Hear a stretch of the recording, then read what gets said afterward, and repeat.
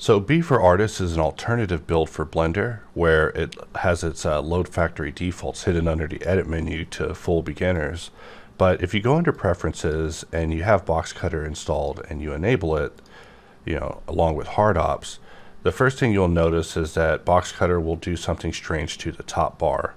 And you could tell that the moment that you start Boxcutter. Now that we've started one of our tools, we've now lost our top bar as far as what was there. So even if we exit the tool, we still have it back, but people wrote me about it on Twitter. So there's actually been a new preference added underneath display. You can scroll down to replace headers, and by toggling off replace headers and saving your preferences, now whenever you start HardOps or Boxcutter, you can see that the options that are normally in the top bar added by B4A are still there. Not recommending this branch by any means, but just letting you know we now support it, at least as far as that goes.